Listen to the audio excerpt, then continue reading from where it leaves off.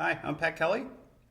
Okay, in this problem, we're asked to set up and evaluate the integral, which will give us the volume of the solid that will result when this region is spun around the y-axis. So that's all the information that they give us.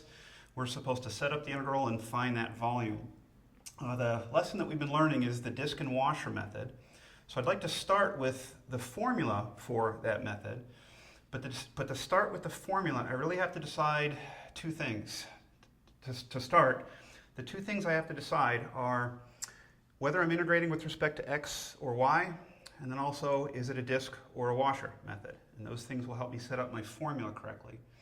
In order to decide those things, come to your drawing and remember with the disk and washer method, the representative rectangle that you want to draw for yourself should be perpendicular to that axis of rotation.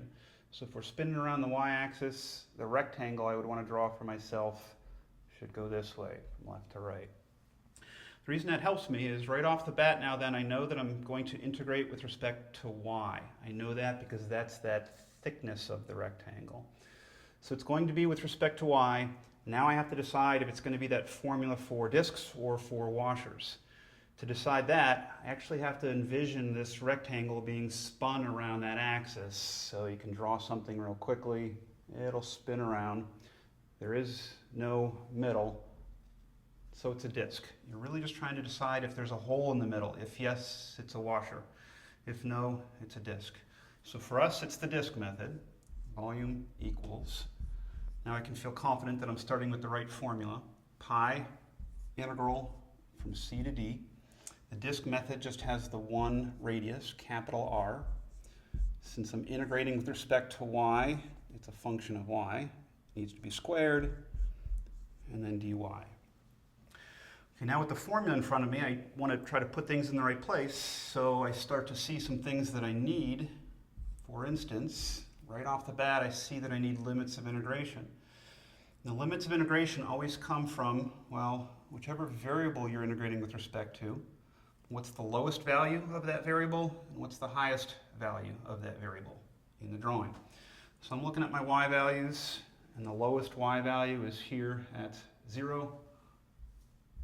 Highest y value is up here at 4. So I'm ready with my limits of integration.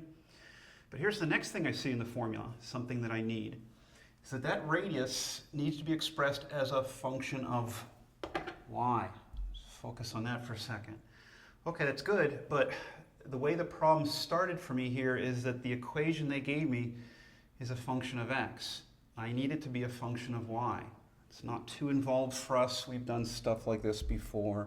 We're just going to solve for x. Solve for x here is just going to be to take the square root, but there's going to be a plus or minus. And then I have to make sure I use the right one, plus or minus. But if you take a look at our drawing, our x's are plus or minus. Our x's are positive. We're always on this side of the y-axis. So this is the one that we want. That's our function. That's our function here of y. So this capital R for me will be the positive square root of y. And back to the formula, that should be squared dy.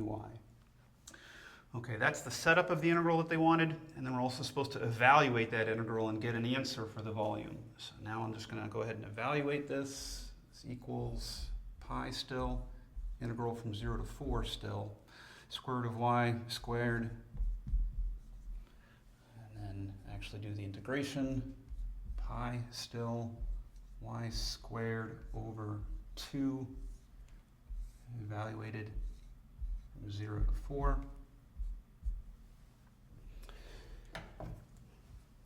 Equals pi still, 4 squared is 16, divided by 2 is 8. Put in a lower limit of 0, 0 squared divided by 2 is 0.